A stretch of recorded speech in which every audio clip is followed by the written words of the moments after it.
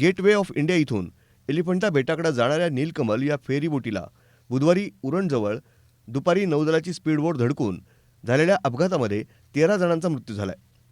मृतांमध्ये 10 प्रवासी तर एक नौदल अधिकारी आणि स्पीड बोटीवरील 2 कर्मचाऱ्यांचा समावेश आहे. नौदल, सागरी पोलीस आणि तटरक्षक दलाच्या मदतीनं 99 जणांची सुटका करण्यात आली. एका खासगी कंपनीची नीलकमल फेरीबोट बुधवारी दुपारी 2:45च्या सुमारास 100हून अधिक प्रवाशांना घेऊन एलिफंटाकडे जात होती.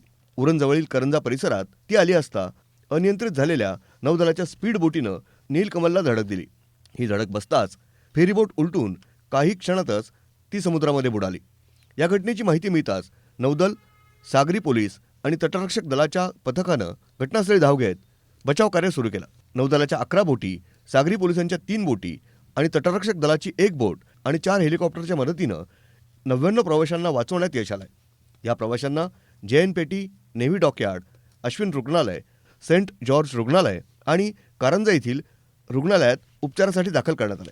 या बोट दुर्घटनेबद्दल मुख्यमंत्री देवेंद्र फडणवीस यांनी दुःख व्यक्त केले. ही घटना अतिशय दुर्दैवी आहे, दुःखद आहे. दुर्घटनाग्रस्तांना योग्य ती मदत करण्यात येईल असं फडणवीस यांनी सांगितलंय. बोटीतील लोकांना वेळेवर मदत न पोहोचल्यामुळं त्यांना वाचवता आलं नाही असं सांगताच मृतांच्या वारसांना मुख्यमंत्री सहाय्यता निधीमधून 5 लाख रुपयांची मदतही त्यांनी जाहीर केली. तसंच या घटनेची राज्य सरकार आणि नौदलामार्फत चौकशी केली जाणार असल्याचं त्यांनी सांगितलंय. या घटनेच्या अपघाताचा व्हिडिओ, अपघाताचा क्षण फेरीबोटीवरील एका प्रवाशाच्या मोबाईलमध्ये कैद झालाय.